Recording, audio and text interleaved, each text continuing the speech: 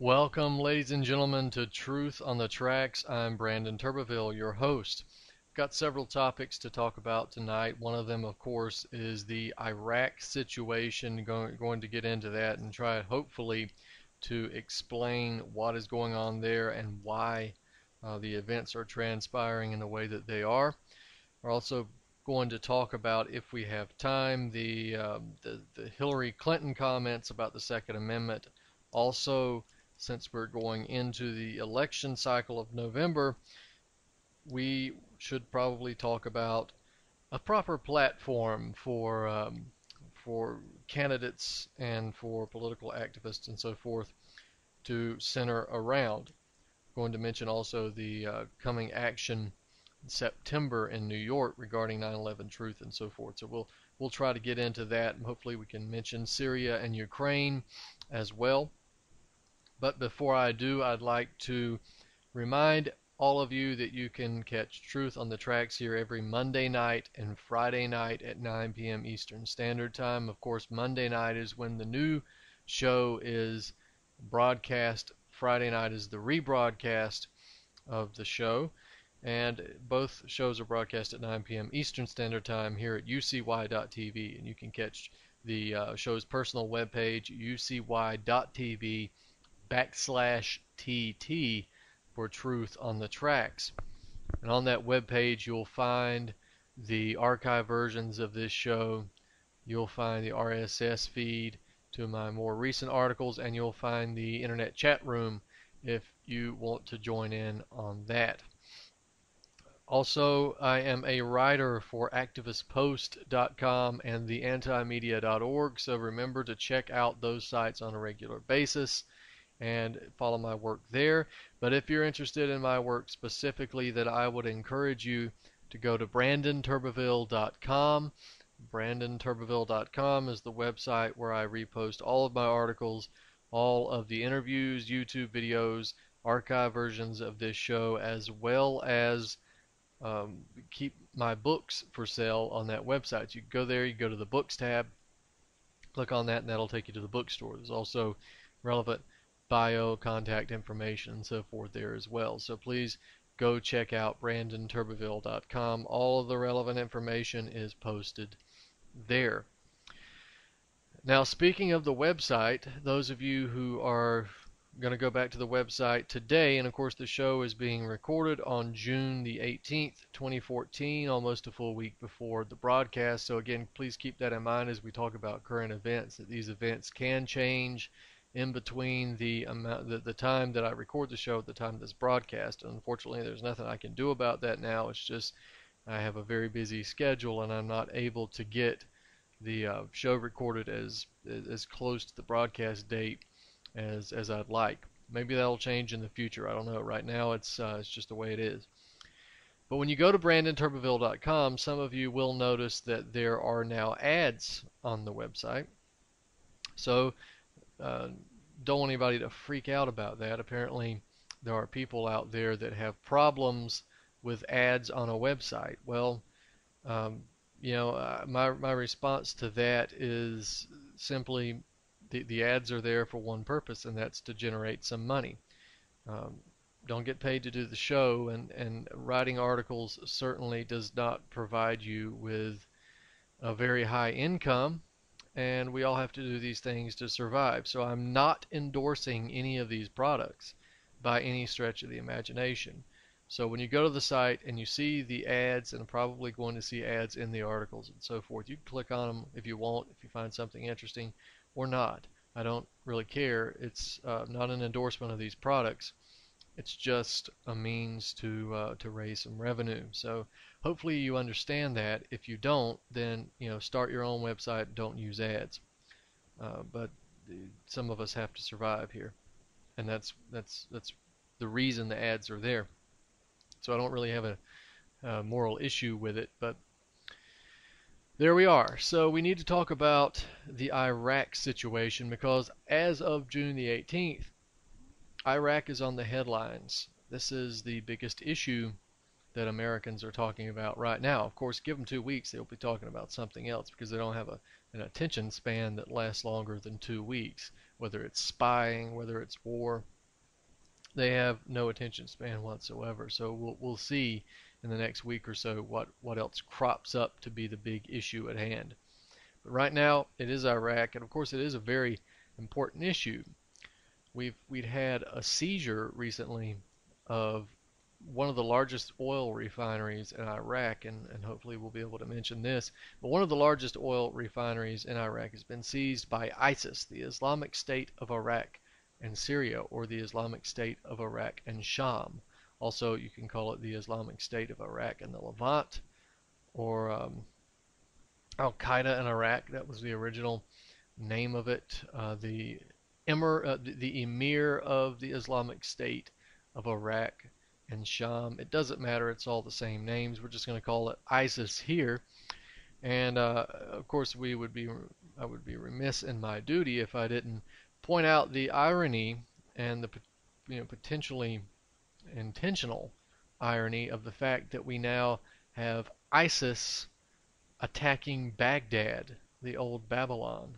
You see, we have ISIS attacking Babylon. That's interesting enough, isn't it?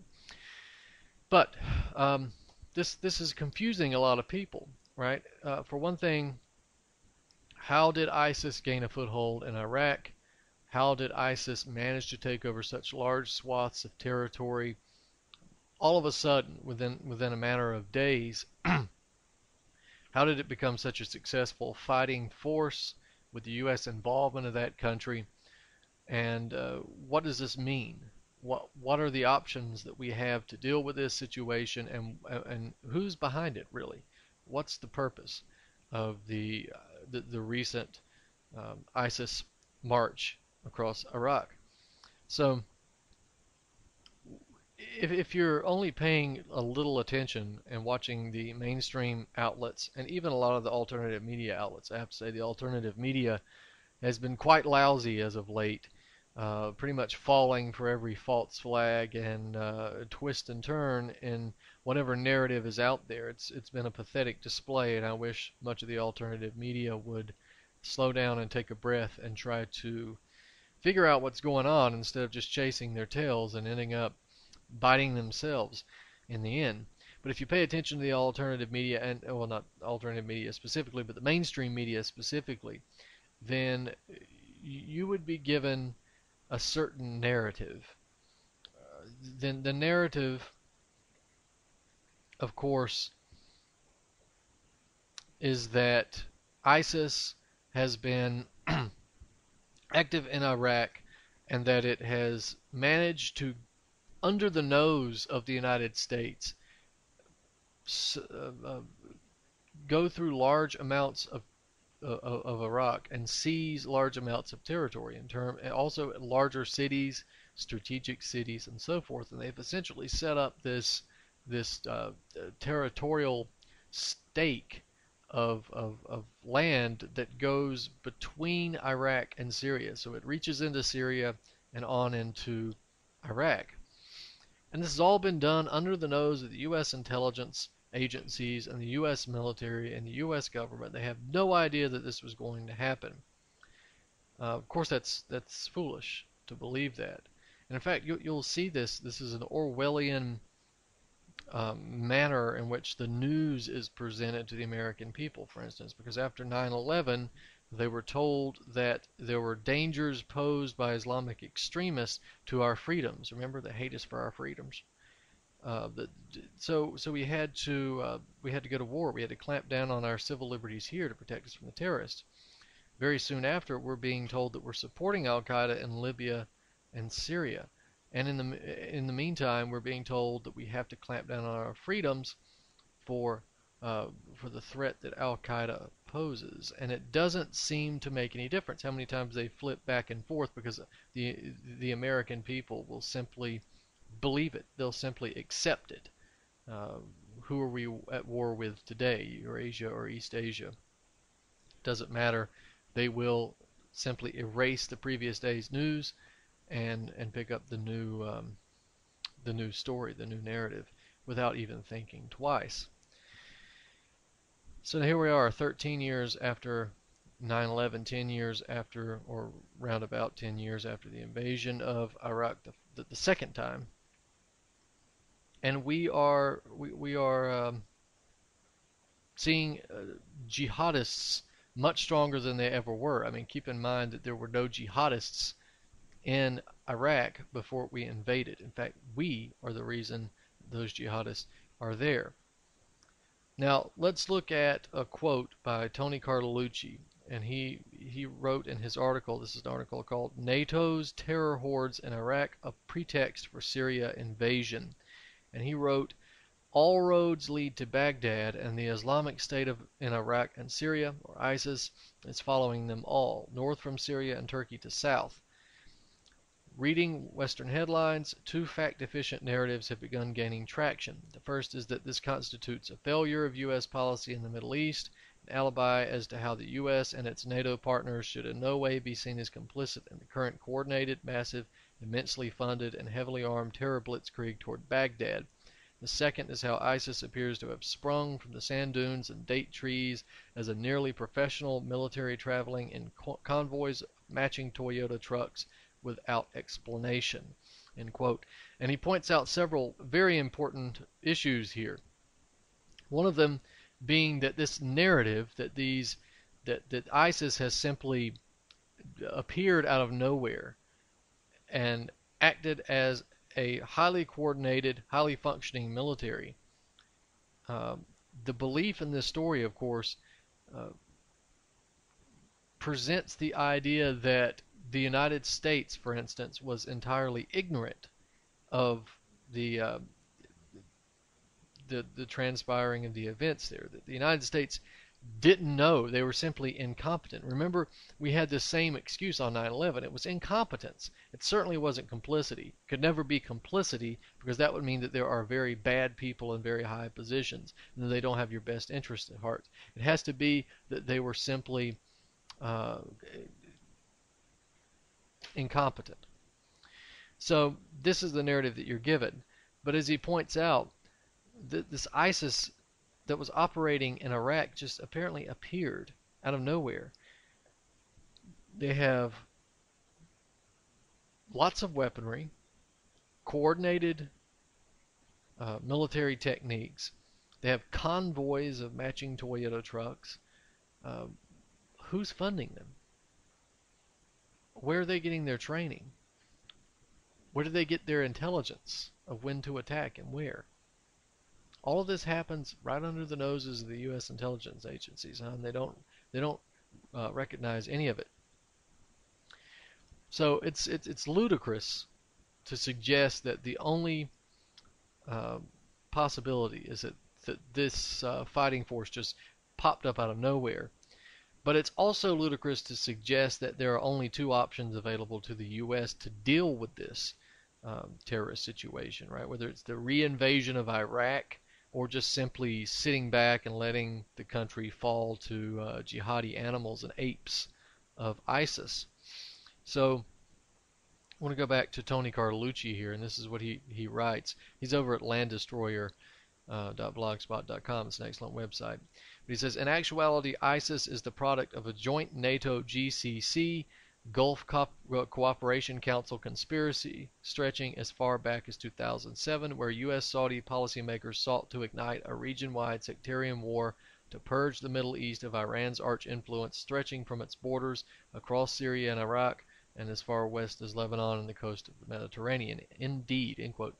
So that's true. We go back as far as 2007, and you see that there is a conspiracy, a real conspiracy between NATO and the Gulf countries, the Arab Gulf feudal monarchies like Saudi Arabia, Qatar, Oman, Kuwait, and those types of countries, and of course Jordan as well. In fact, you could go back further, but I'll get into that further than 2007. We have clear evidence here that ISIS had been harbored, trained, armed, funded, all of that stuff, directed by NATO, by the Persian Gulf states in Turkey, and funneled from Turkey into Syria. And of course, they've also done that in Jordan as well. In fact, this recent example, there was sort of a cross-border invasion by the jihadi fanatics into Qasab village in Latakia in Syria. They came across the border of Turkey, aided largely by the Turks, and and there was this sort of swarming intent to overwhelm the Syrian forces. Now, if the United States is really serious about stopping the progression of terrorism, rolling back the terrorist gains and so forth, it wouldn't be to reinvade Iraq. It would not be to simply do nothing and let the Iraqis handle it, because they really can't. What the answer would be is to stop funding it and to stop supporting it. You want to stop terrorism, then stop terrorism. And you can tell the damn Saudis to stop as well. You want to find the country responsible for ISIS's gains, then you look no further than the United States, France, Saudi Arabia, and a couple of others. Look at NATO and the GCC. This is where you'll find the countries responsible for the terrorism taking place across Iraq and Syria right now. To be clear now, it's the fault entirely of the United States that ISIS even controls this amount of territory, because it was the American invasion that caused Islamic fundamentalist fighters to enter the country to begin with in a power vacuum after they had done away with the power structure that was there. And even more so, it was not just a power vacuum, it was also the fact that the American forces actually funded and enabled the jihadi fighters to attack both Sunni and Shia members of the Iraqi resistance for the purpose of breaking that resistance to the American occupation, which was largely unified when the Americans occupied Iraq. It was largely a unified opposition. You'd be surprised, for those of you who may have listened to the mainstream media, who believe that Iraq was a bunch of sand people dancing around and eating dirt like savages. You would be surprised if you actually found out what Iraq was like before the lovely Americans came in to spread democracy. You'd be surprised to find out that they actually had cities and electricity and somewhat modern culture, although it hadn't been debased to the point that this culture, this disgusting culture, has. But they care every bit as much about their families as you do, and they did, and that's why they resisted the American occupation, Sunni and Shia together. That was causing the majority of the problems for the United States military. So they came up with a plan. Essentially, they brought in these death squad fighters. They brought them in. They rounded them up from other locations, and they would fund them and direct them to go attack members of the Sunni clans, essentially, and blame it on the Shia fighters, or actually the Shia members of the resistance, or they would do that vice versa. They'd attack the Shia members of the resistance and blame it on Sunnis. And sooner or later, of course, people are going to respond because they believe that it's the opposite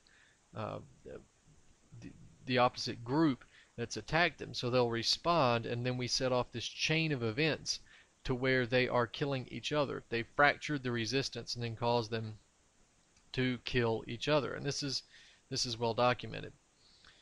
So back to Iraq in the same situation that we're talking about. We have Seymour Hersh, his article "The Redirection," when he talks about the funding of the Islamic extremist fighters, ISIS specifically, on the Syrian front. And this is the quote from Seymour Hersh: "To undermine Iran, which is predominantly Shiite, the Bush administration has decided, in effect, to reconfigure its priorities in the Middle East.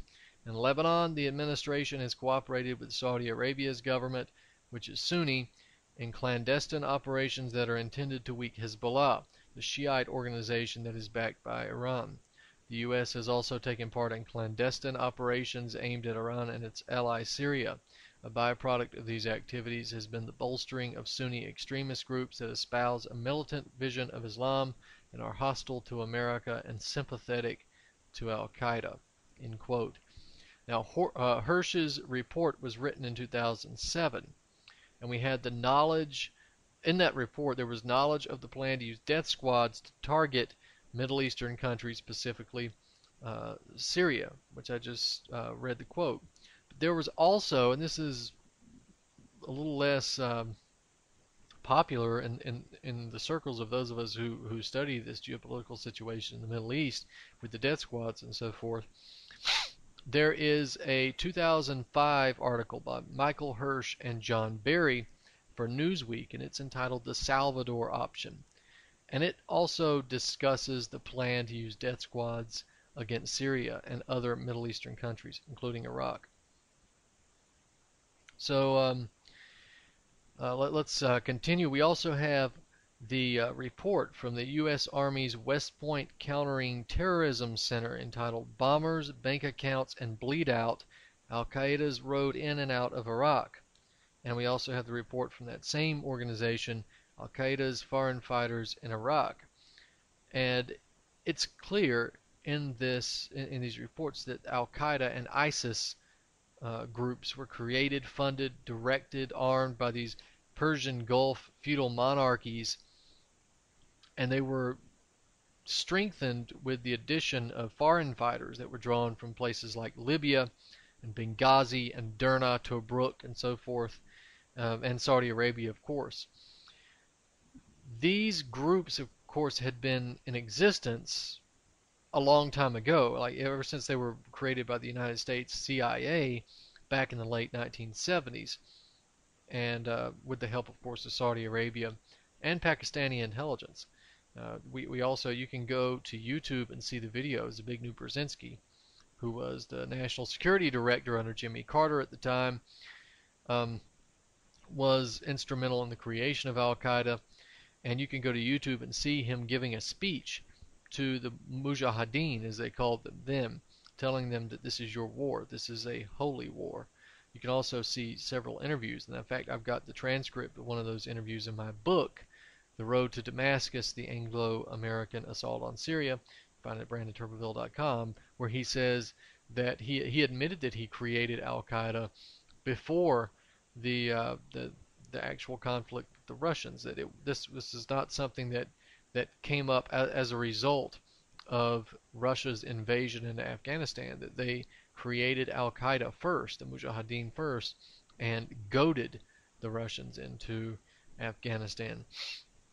And he's famous in that interview for saying, what's so important? Some stirred up Muslims in Afghanistan, or bring about the fall of the Soviet Union. And of course, there's a lot of reasons the Soviet Union allegedly fell, but Brzezinski tends to take credit for that. It certainly wasn't stupid Reagan that was responsible for it, or American capitalism.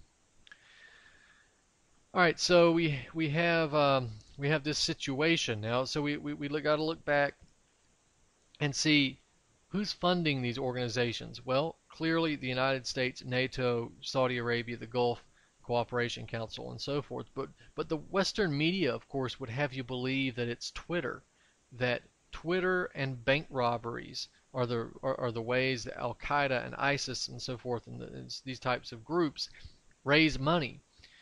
They're saying that Twitter donations are coming in, that they're robbing banks and so forth. But is it really reasonable to believe that the vast amounts of money that are being given to these organizations by the United States, by Saudi Arabia, two very rich countries, is being outpaced by Twitter donations or bank robberies? Please, this borders on the absurd. So it's again, I feel like I'm beating a dead horse here. I think the evidence is clear that the United States, NATO, the GCC are entirely in control of the situation on the ground in Iraq. I mean, if they're funding them, if they're arming them, if they're directing them all across the world, then what would make you believe that they are not doing the same in Iraq? Now, the question is why? Why have they allowed ISIS to take up so much territory in Iraq, a country that the United States, by all means, should be arguing is finally over and is finally a success, right? They should be uh, touting the lies of the success. Of course, the success is only that they invaded a country, they beat down the opposition, and they imposed a puppet government who is willing to give oil to the big oil companies and the big boys over there. That much is a success. Now, as far as the living standards of the Iraqi people, as far as the moral implications and so forth, they're obviously not very concerned with that.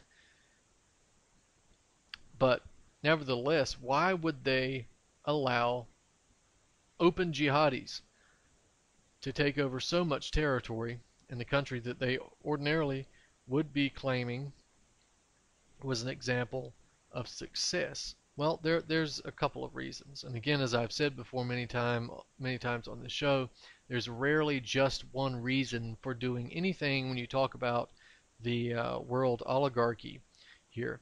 We're going to get into some of these. We don't have much time left in this first segment. We're going to carry this over to the other side, continue talking about the Iraqi situation and what that has to do for the geopolitical situation across the world, particularly in the Middle East.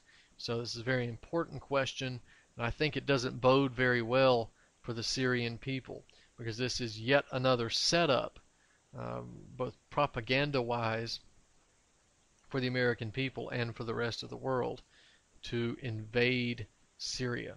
So we're going to talk about this on the other side. Ladies and gentlemen, please stay with us. Remember to check BrandonTurbeville.com. We'll be right back after this.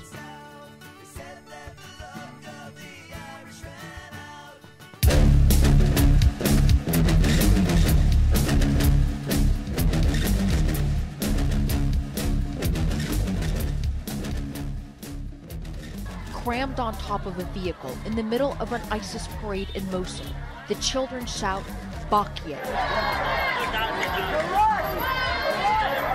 Too young to understand the implications of the single word, which translates to mean, here to stay. It's the required response, as seen in this horrific video to the statement, Islamic State. The prisoners, Iraqi border guards, later executed, accused of being Shia and working with the Maliki government. ISIS seems to be on a two-tiered campaign, releasing multiple videos with terrifying images of the fate of those who dare defy them, but also trying to depict themselves as forgiving protectors of the people. This video was posted to YouTube by the Islamic State in Nineveh, which urges people who stood against ISIS to repent. Even those that killed from our people, we will form a relationship with that person, if that person goes back to his relationship with God, the masked man states. Later seen embracing, pistol in hand, those who allegedly did. ISIS banned journalists and unauthorized filming, but this video shot in secret and exclusively provided to CNN shows one of the mosques where people can repent, later given a piece of paper, as seen in this man's hand, which clears them. ISIS is also distributing much-needed cooking gas to families, even selling it at a cheaper price than the Iraqi government used to. In a nation where the day-to-day basics are such a necessity for survival, acts like this do garner goodwill. But ISIS is also implementing its harsh interpretation of Islamic law, obligatory prayers for all, and banning women from movements outside their home without a male guardian. This was Mosul's main entertainment district, filled with restaurants, an amusement park, normally packed with families, now used by ISIS as one of the areas for their public preachings. For those who know this city, who associate this street with memories of celebration and joy, seeing it like this pains them in a way they cannot describe. Arwa Damon, CNN, Erbil, Iraq. Today, Secretary of State John Kerry warned neighboring countries to stay out of Iraq's civil war, but they're not listening. From the west, Syrian warplanes bomb targets in Iraq, and from the east, the Iranians are sending in drones and weapons. Both Iran and Syria are ruled by members of the Shiite branch of Islam, so they're helping Iraq's Shiite government in its battle against a Sunni Muslim insurgency. The Sunnis, who call themselves the Islamic State of Iraq and Syria, or ISIS, occupy about a third of the country. Clarissa Ward is joining us in Baghdad. Clarissa, what can you tell us about these Syrian airstrikes into Iraq? Well, Scott, the Iraqi government is keeping very tight-lipped, but eyewitnesses on the ground say that they saw Syrian warplanes cross into Iraq and drop bombs on ISIS targets in the Al-Qaim border area. This crossing is very strategic for the ISIS insurgents because it essentially allows them to move heavy weaponry and fighters back and forth quickly and easily between Syria and Iraq. But really, these airstrikes also illuminate the complexities of the geopolitics of this conflict, because suddenly you have the U.S., which is also supporting the Iraqi government militarily and even contemplating airstrikes of its own, working in a sort of de facto alliance with the dictatorship of Bashar al-Assad in Syria in this fight against ISIS. And not to mention the Iranians as well. For more news, visit youtube.com/pigmine5. This is Ozzy Skateboard, and you're listening to UCY.tv.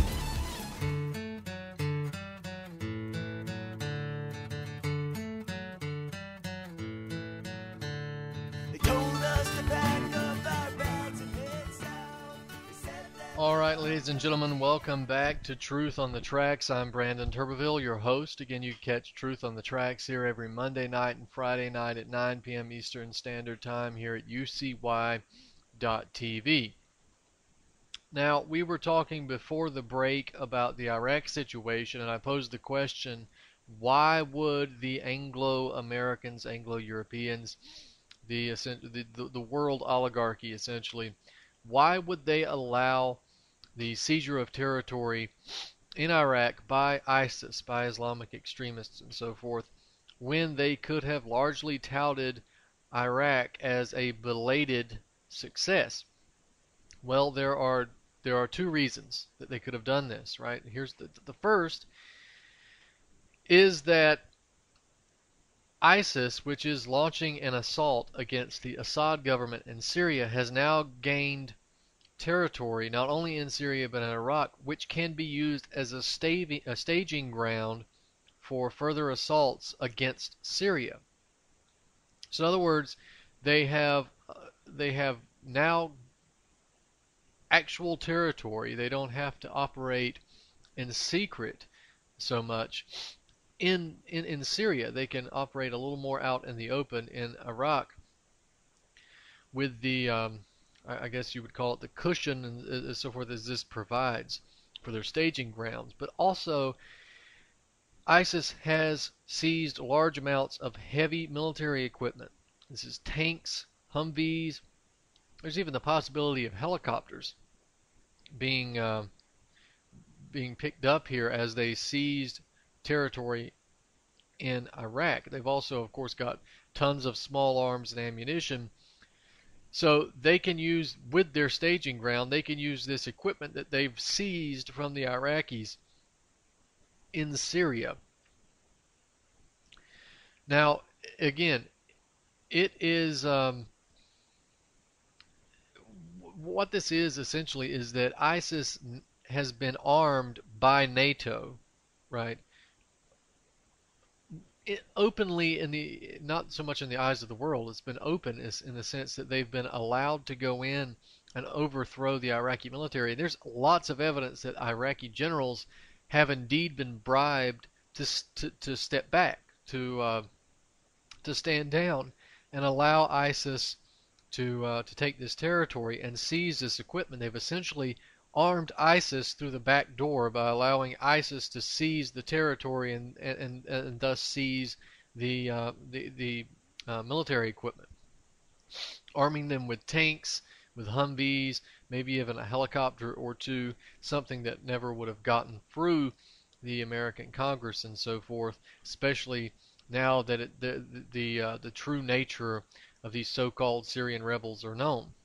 Now, there is another possibility, and I think this is much more likely, and that is the possibility that the United States has allowed ISIS to conquer this territory to justify the eventual invasion of Syria by NATO.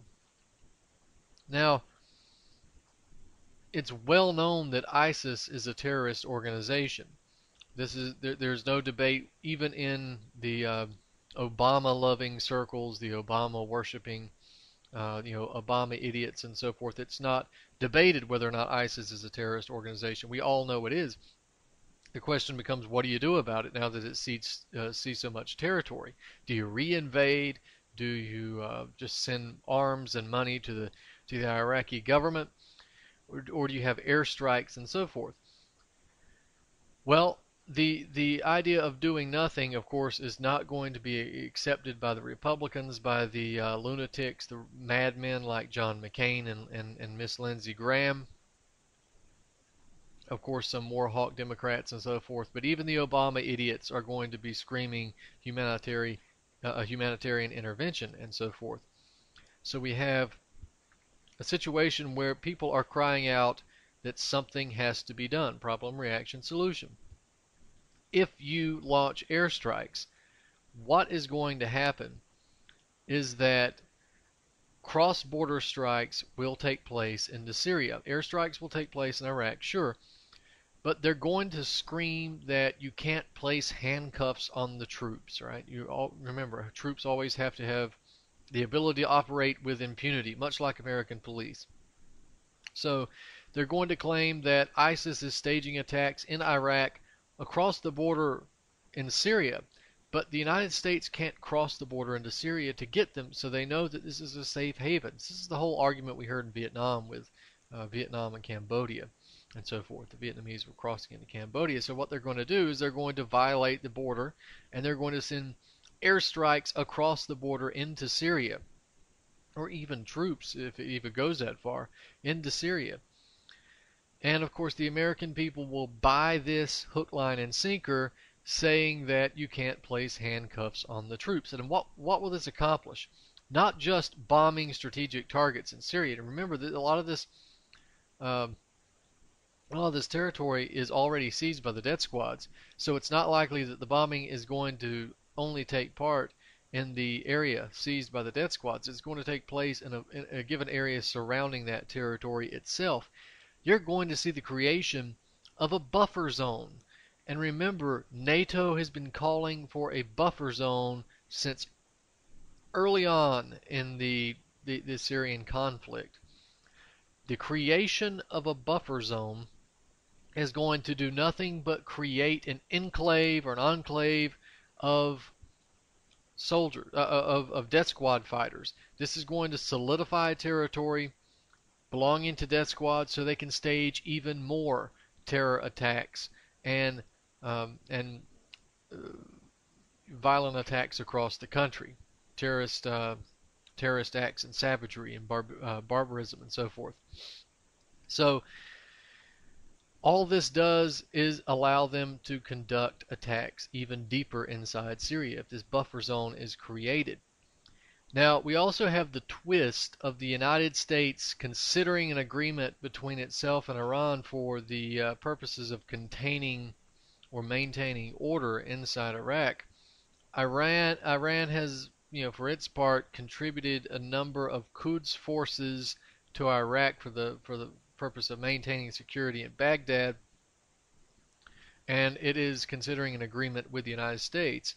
Well, I would caution Iran. I would seriously caution Iran not to do this without thinking it through, because I would not ever get into the bed with the devil, which the American government has proven itself to be on numerous occasions.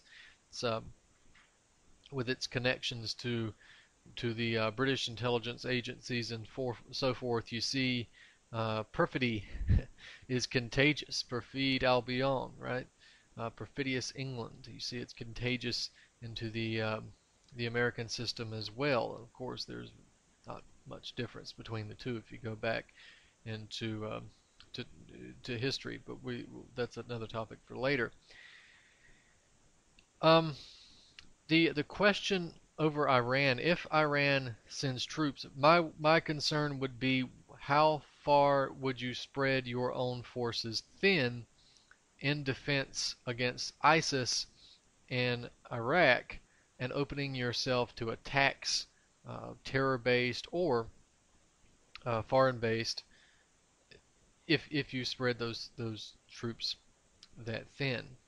And of course, you have so many people who are so ill-informed here in the United States, they are freaked out that they think Iran has a nuke. It's been proven repeatedly that it does not, and that Iran doesn't have a right to one. Well, there's only one country on the face of the earth that's ever launched an atomic bomb, and that's this one.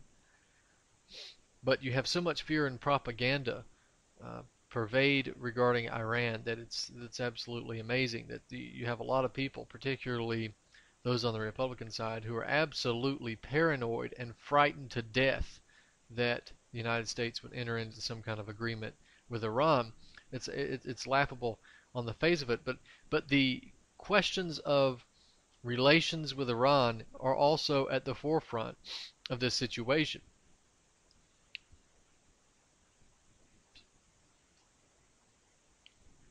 Because we have Maliki, this is the president of Iraq, who is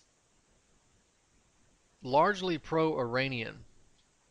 And this is something that the United States just simply does not want to tolerate, a pro-Iranian Iraq president. Remember, we have Iranian flights coming across Iraq to Syria because of the positive relations that those two countries have now, both Iraq, Iran, and Syria. So I guess it's a sort of a triangle. But this, if the Maliki presidency falls, this is the end of Iranian support for Syria.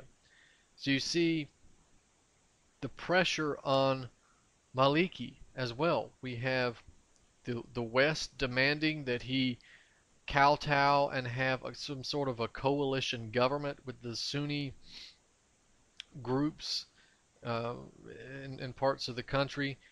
Some of those Sunnis who have actually sided with ISIS as an attempt to weaken Maliki and seize power themselves. Of course, that's not going to work, but nevertheless, they've tried, and it's being pressured that Maliki owes them a coalition government. That would weaken the pro-Iranian side while at the same time strengthening the pro-American, pro-British, pro-NATO side of the Iraqi government.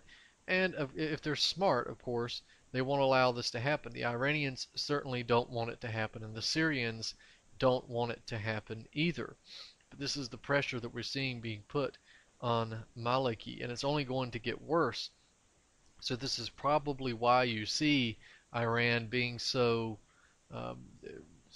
ready to contribute troops to maintaining order in the capital and so forth, to make sure that pro-Iranian government stays in, as it should. But again, we cannot allow this narrative of the failure of American foreign policy to be pervade through the Western. Well, it's going to be presented through the Western media, but we can't allow this to take hold, because that only obfuscates and covers up the true nature of terrorism historically and in terms of recent years, and who funds those organizations and directs them and gives them weapons and so forth. You want, again, I'll say this again, you want to stop terrorism, stop funding it, stop arming it, stop directing it. If you want to stop terrorism in Iraq, look at the United States, look at NATO, look at the Gulf Cooperation Council. So I've got an article up on my website as well as Activist Post, and it's entitled "The Clandestine Reasons for ISIS Taking Over Iraq." And you can go check that article out, and it essentially says the things that I've said here on the show tonight, but you'll be able to take a look at it and click on some of the links. Now, I've got another article. This is we're going to wrap this up, wrap this Iraq situation discussion up. And the article is entitled ISIS Terror Group Controlled by Saudi Royal Family. This is something that's been known for some time, but I don't think it's known to the extent that it should be. We have this myth, again, yet another myth, that ISIS has a leader by the name of Abdullah al-Rashid al-Baghdadi, right? You'll probably hear that name bandied about in the media and so forth. He's the alleged creator of Al-Qaeda in Iraq. But when you look at the evidence, you find out that it's not Baghdadi who is the leader of ISIS. It's actually a Saudi, right? It's not even an Iraqi. It's a Saudi, and it's Saudi Prince Abdul Rahman al-Fazal. He is the brother of Prince Saud al-Fazal and also the brother of Prince Turki al-Fazal. So, Saudi royal family, this is the boss. How do we know this? Well, we've got a 2007 article published by Reuters entitled Senior Qaeda Figure in Iraq, a Myth, U.S. Military. And this was written by Dean Yates. And he stated that a senior Al-Qaeda operative who was captured and then subsequently interrogated by the U.S. military, he was part of the Islamic State of Iraq. That's ISIS. He stated that ISIS was nothing more than a front for another organization and that its leader, Baghdadi, was a fictional person. Right? In fact, we have Brigadier General Kevin Bergner, who told a news conference that Baghdadi did not exist and he was just merely an attempt to put an Iraqi face on what was a foreign-driven network. Well, we knew this. It's not really news to us, especially the listeners of this show and the readers about articles on Syria. You'll know that that's clearly what it is, that it's a foreign-driven network. But for those of you who haven't heard this information before, we have Bergner. This is what he stated in his official statement at the press conference. He says, quote, and he's talking about Khalid al-Mashadani, who was the captured al-Qaeda fighter. In his words, the Islamic State of Iraq is a front organization that masks the foreign influence and leadership within al-Qaeda in Iraq in an attempt to put an Iraqi face on the leadership of al-Qaeda in Iraq, end quote. He went on to state, Bergner went on to state that Mashadani informed the U.S. military that the fictional leader Baghdadi was actually played by an actor whenever his character was due to surface on the internet.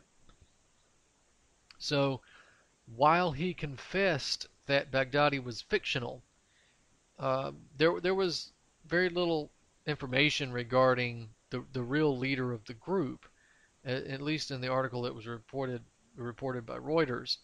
And so this led a lot of people to believe that Mashdani and his Egyptian colleague Abu Ayyub al-Masri were the masterminds behind al-Qaeda in Iraq or ISIS. But the rabbit hole goes a little deeper on that. Now, there is some evidence, of course, that Baghdadi does exist, that he's a real person. But, I guess with the time that we have left, I should just sum up Baghdadi's sort of official story here about his life. He is supposed to be an Iraqi who joined al-Qaeda to fight Saddam Hussein, and that during the U.S. invasion he distinguished himself by engaging in several actions against Shiites and Christians. He took over a Baghdad cathedral.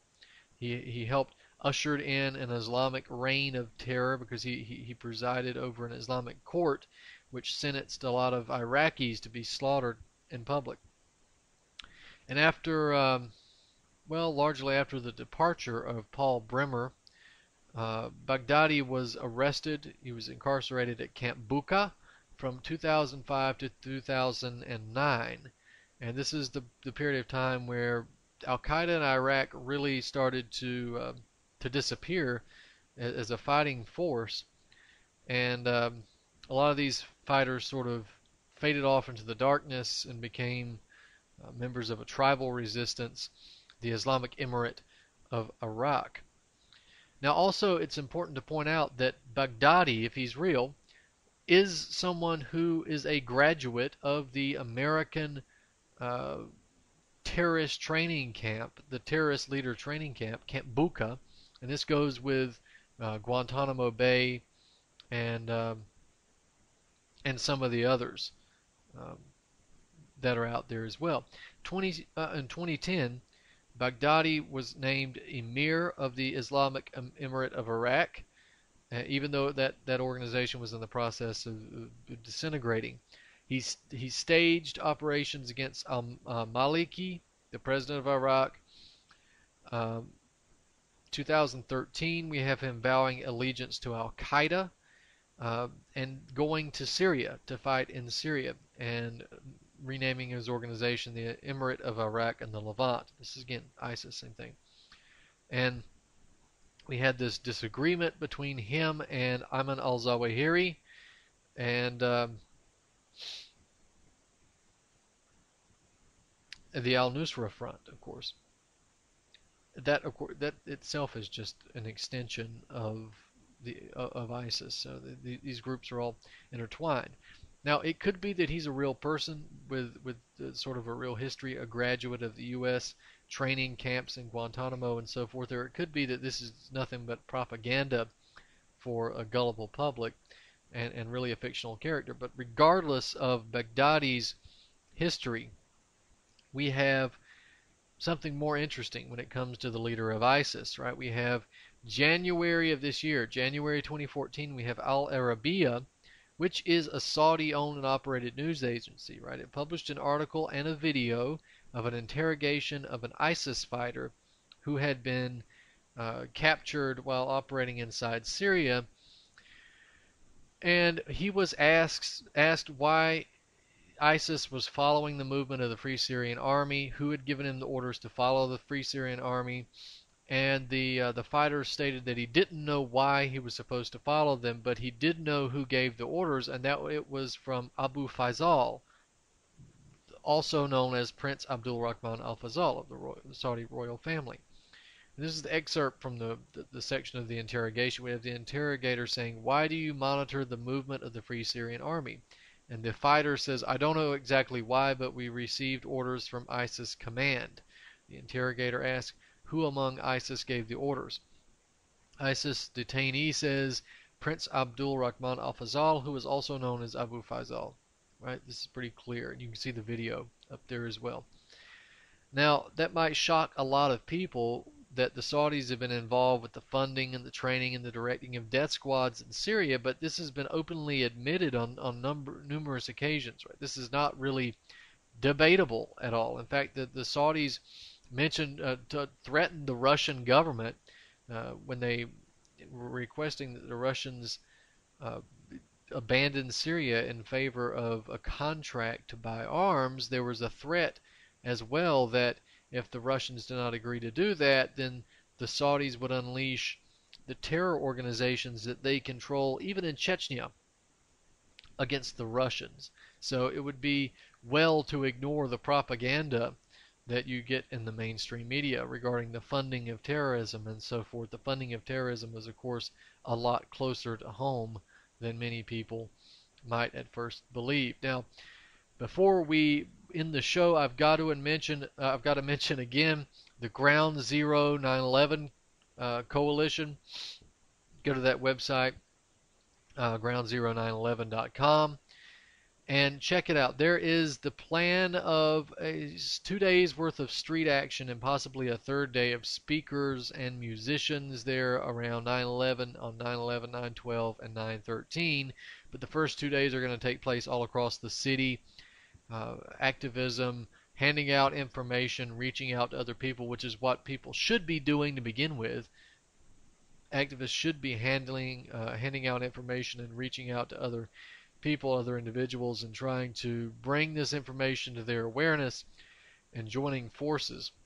But again, a lot of good people involved with the Ground Zero 9/11 coalition. I think the Anti-Media, who I write for and who has a radio show here on this network, and I think will be coming up later tonight if you tune in. Maybe maybe not at 10, maybe it's 11 or maybe midnight when the show comes on. I think it might be midnight here at UCY.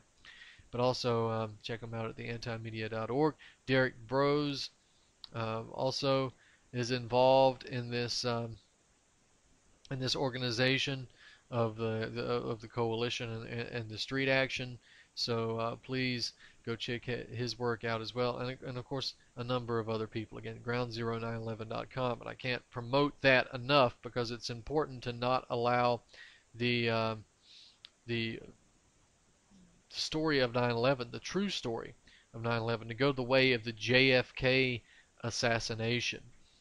Now, we have, I guess we should mention, we're not going to get to a lot of the things I wanted to talk about tonight, but I guess we should mention the gas situation. If the gas hasn't already gone up by the time that you hear this show, then I would encourage you to go out immediately and fill your tank up, and maybe fill up a couple gas cans as well to protect yourself against the rising prices, because it's going to happen.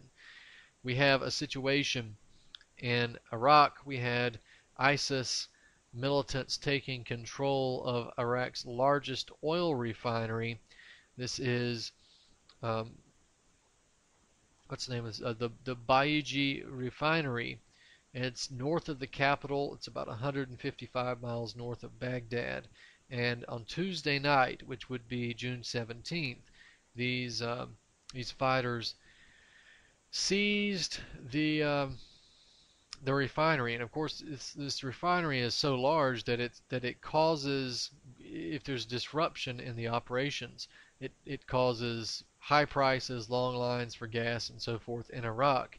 But don't think that it won't affect prices here at home. And of course, we had a situation. Russia has now cut off gas to Ukraine, understandable, but we've also had several explosions at a Ukrainian gas pipeline over the last couple of days. We've had,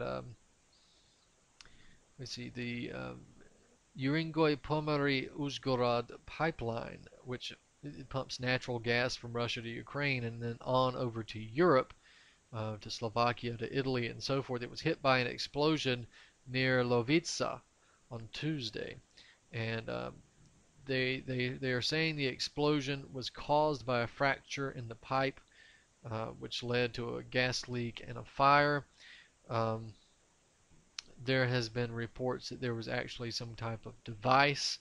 We had the Ukrainian investigators saying that, or at least Ukraine's Interior Ministry and the Interior Minister Arseny Avakov saying that there was an explosive device that was placed at the base of the foundation of the pipeline, and that there were a total of 3 explosions. And he's saying this is intentional, but we don't know. There's been nothing but lies coming out of the Ukrainian government for some time.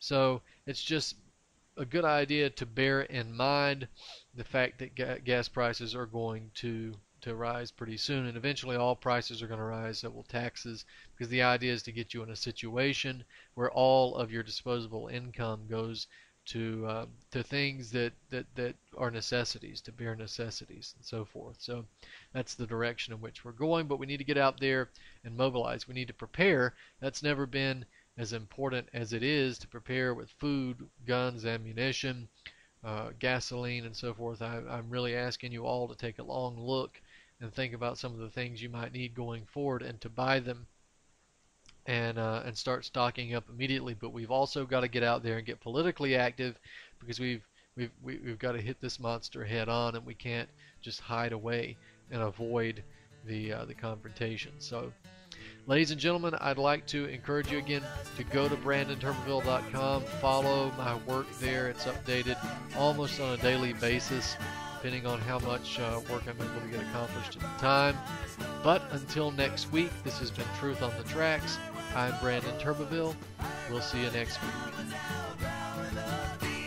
This is Ozzy Skateboard, and you're listening to UCY.tv.